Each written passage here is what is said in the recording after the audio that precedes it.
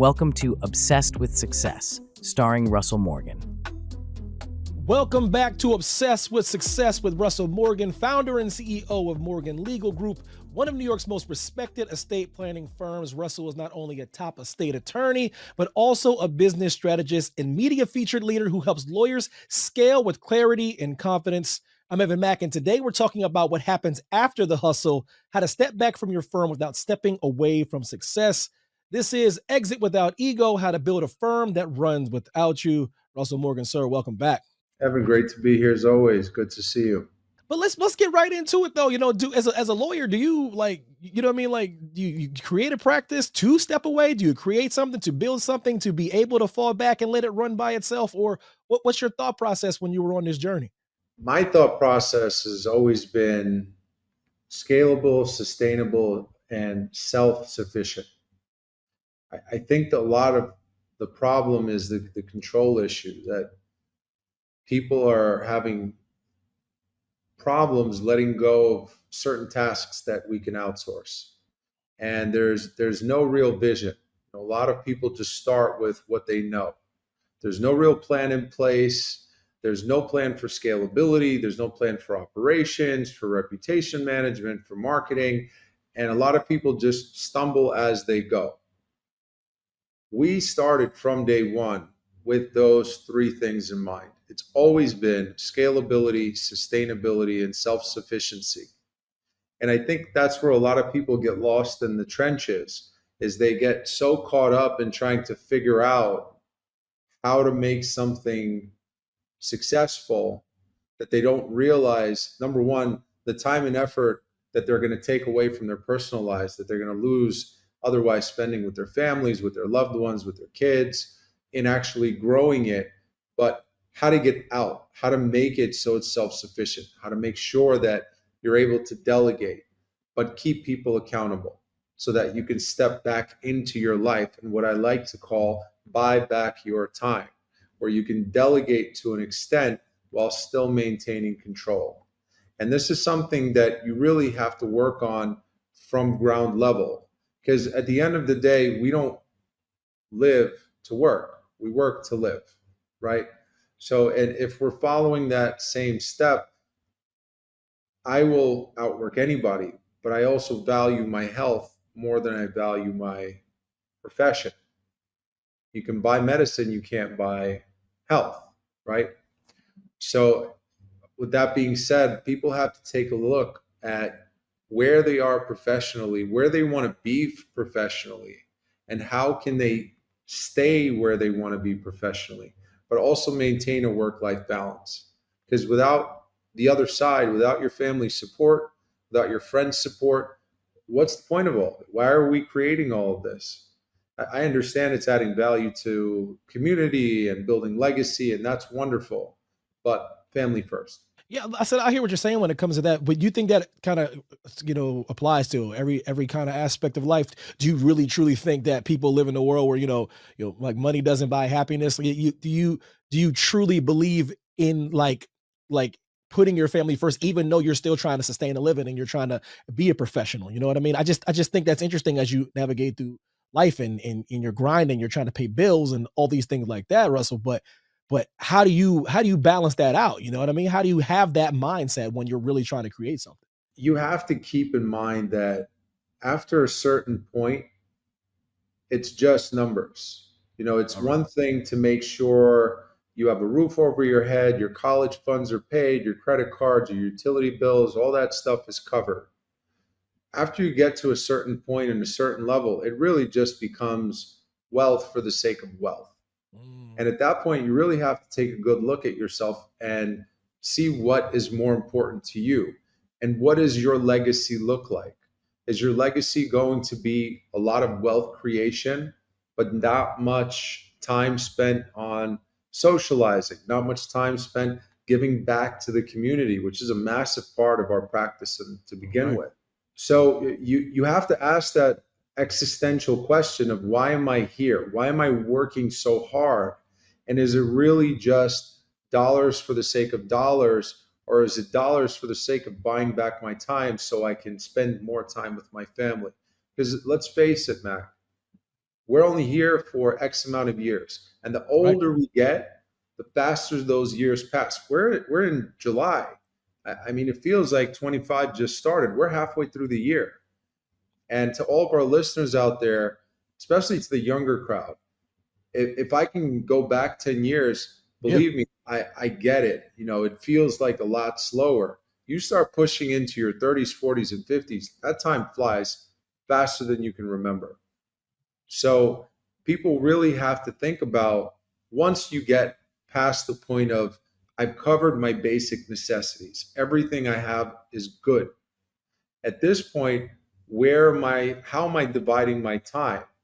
Am I committing 75% of my life to my profession? Am I committing 25% to everything else? Or am I doing my best to balance, where I'm, let's say, working my 5 hours a day, but I'm also healthy? I have a healthy workout routine. I have date nights with my loved ones, during the week. I spend my weekends with my family. What does legacy mean to you? It's a Mhm. subjective question. Mhm. So to your point, absolutely. We have to make money. We have to sustain our lifestyle. We have to pay our bills. But once you get past that point, you really have to ask yourself, what is important to you? Legacy for the sake of wealth, or legacy for the sake of family, because they don't always go the same. But yeah, Russ, what would you tell yourself 10 years ago though? You know what I mean? As you're doing what you're doing. Or matter of fact, is this what you wanted to do? When did you know this is what you wanted to do? Did you have other dreams, other aspirations? Or when you really locked in, did you know this was your path? You know what? This has always been my path, Wow. since I was a kid. This is something that I've wanted to do since as far as I can remember, and primarily was to level the playing field. I didn't come up with a lot of the information that now is readily available and free.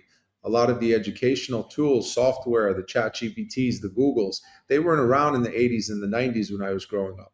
And to add on top of it, I came here as a refugee. I didn't grow up in this country. I had no language skills. I was educated from the ground up. My parents came from poverty. So we didn't have a lot of choice, right? So I knew I had to get here to be able to level the playing field for others. If I can go back 10 years, the one thing I would tell myself is stop and look around you. Mm. Take a moment to appreciate your life, take a moment to appreciate accomplishments. One thing that I do stress in my everyday life is you have to celebrate every accomplishment, no matter how Wow. big or small. Every win is a win. Every foundation of every business that's ever been built, from mom and pop to Amazon to Tesla, has been built brick by brick. And you have to celebrate those bricks every time you add an extra layer. Hmm. So, my 20 something year old self, that's what I'd be telling them, is focus less on what's you're striving for tomorrow.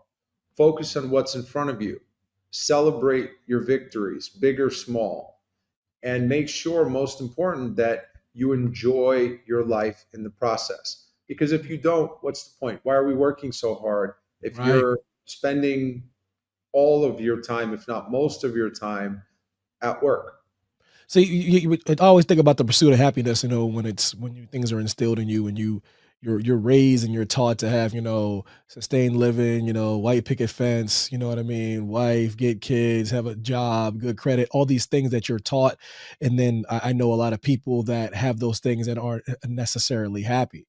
That's You right. know what I mean? So for the people listening at home, you know, you've talked about things that to me are important that we can maybe overlook, as far as time and family and loved ones. So at this point in this stage in your life, are you happy? Are you content? I think it's subjective. I'm definitely happy. I'm definitely content. I think that no matter how content you are, if your goal is growth, you're going to celebrate your victories, but you're going to grind every day as if it's your first. Otherwise, we get sloppy and we get lazy. So no Mm. matter how good you get, no matter how great you get, You work today as if it's your first day every single day. And that's the balance you have to find in your work-life balance. You have to give it 110%. You have to be accountable for your work. But you also have to remember that if it wasn't for the people who supported you, you probably wouldn't be here. So let's get to your work and the things that you've built. In how do you build a leadership team that actually leads and maybe not just executes things that you delegate to them? It starts with accountability. And my opinion is accountability starts from the top. Your leadership needs to be accountable for their, not only themselves, but their team. And that has a trickle down effect. Now, your team can be 4 people, with your manager at the top, and 3 employees underneath. But every person answers for themselves. So your leadership is accountable for everyone, but each of your teammates and their inherent mantra and your work culture has to be centered around accountability. Because at the end of the day, if you're just passing the buck when there's a problem, or you're not addressing it when there's a problem, we're not adding value to your team. And if we follow the same logic, your team leader, your manager, your CFO, whoever it is that you report to, they're still the ones responsible. So if they're not keeping you accountable, they're not keeping themselves accountable. And we have to start at the top, build a solid foundation with our leadership, and make sure that that same effect and that same mantra is maintained regardless of where you are in the corporate ladder. So let's say Russell wants to ride off into the sunset and he's done and he's wrapping things up. But what financial or operational systems need to be in place so things can run, without you being present? So we spoke about this at one of our prior podcasts. It comes back to your 4 pillars of success, and Okay. it's any successful firm, any successful business is going to have your 4 pillars of success, and it comes down to number one, of course, your work product. Number two, your reputation. Number three, your operation. And number four, your advertising and marketing. And all of these things have to flow seamlessly. And whether you're top down leadership or bottom up, it doesn't matter what your model is. The point is you have to be able to delegate. If you have to be the printer, the secretary, the associate, the manager, the marketer, and everything else in between, how do you have a personal life? How can you live when you're there to work? And that goes back to our first point: is a lot of lawyers go into business not really seeing the end. They're just hoping for the best and hoping that it works out. And then you get into this kind of hamster wheel mode where you're just doing it to keep up rather than to grow, and hoping that something changes. And I'm sorry to tell you guys, it won't until you decide to do something about it. So you have to make sure those systems are in place. And the same way that I preach accountability, I hold myself to the highest standard. You do what you say, and you say what you do. Hmm. And if your leadership is weak, ask anybody in any type of leadership position. That will flow down to your work culture at every single level. And if they see that there's no accountability at the top, it doesn't matter where you are on the totem pole, they're not going to take their job seriously. And that's something that allows me to step away when I need to step away, because our leaders, our support, our managers, our paralegals are individually and as a team accountable for their efforts. Yeah, Russell, I know I'm fortunate enough to know people that were successful, have their own businesses, have their own money. I wouldn't change the fact that my parents were we were poor when I was growing up. I wouldn't change that for 1 second, So seeing the Same blue here. collar side to the white collar side, I understand the value of a dollar and I understand how things work. I'm not naive in that regard, but can you give advice to people, who think they can't afford to step back because they are so consumed with the mighty dollar and they're so consumed with making money and not having enough money to even take a step back? So, look, the rat race is going to continue no matter what. The work is going to continue no matter what. you have to stay away from vanity numbers. If at the end of the day, your business is growing, growth is always good. But if your profits are not changing, you have to take a good look at what it is that you're doing. What's the mantra behind your work? What is the reason why you're busy, but you're still unable to step away? What's the reason why you're still chasing that dollar? Is it really because you need it and you haven't reached the level of comfort, or are you doing it for the sake of working? Are you doing it for the sake of legacy? At the end of the day, you have to choose for yourself what's important to you. And look, I appreciate and I respect people who are both blue collar, white collar. That's totally your call. And success is completely relative. And at a certain point, you have to take a look and see, why am I still here? Is it because I'm stagnant? Is it because I'm doing something wrong? Do I have to make changes in my business structure? Should I seek a consultant? Should I speak to someone who has been here before? And may be the solution. It may not necessarily be that you're chasing money because you don't have money to pay your bills, but you might just be chasing money because you're not profiting enough, one, that you're doing too much work and your overhead is too large, or you're simply working for the sake of working, which again is fine if that's what works for you. But if your whole plan is, I'm building this empire and I'm building this legacy so that I can buy back my time and buy back my freedom, at one point, do you stop and take a minute to understand, where does it end? Where can I take a seat back? Where can I possibly delegate some of my work so that I can actually buy back some of my time, spend it with my family or playing sports or traveling or whatever it is that excites you? As long as we're past that point of, I'm able to cover my overhead, I'm able to save some money at the end of the month, now let's get back to quality of life. We talked about legacy in the beginning of this episode, but let's kind of lock it down. What is legacy to you, and how does it shape the way you do your business right now, right in this moment? Legacy to me is how you made people feel when you're no longer here. That's the simplest way I can put it. Legacy is subjective to everyone, but to me, Right. it's, how did you make people feel while you were on this earth? Wow. What type of impact did you leave? To some people, that can mean, how much money did you earn? How wealthy were you? How much stuff did you collect? To me, it's, how many people's lives did I touch? How many people did I positively impact? How many people were able to help others because I was able to positively impact their life? That to me is legacy. That is what I instill in myself, my future generation, and my family. And look, that may not be the same for the next person, but I do this because I love what I do. And I love being able to give back to the community. I love being able to share my platform and share education and information with others. Whether or not they hire Morgan Legal is a blessing regardless. But just the simple fact that I'm able to give back, which to me is a duty, is a blessing in itself. And that is my legacy.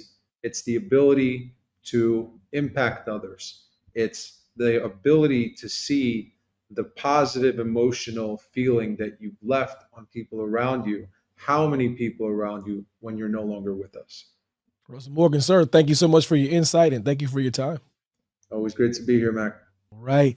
Stepping back doesn't mean letting go. It means leveling up. Visit morganlegalny.com to learn more about how Russell and his team help attorneys build businesses that last. And don't forget to subscribe, leave a review with Obsessed with Success. Thank you so much for joining us. Thanks for watching. Be sure to hit that like and subscribe button and leave us a review in the comments.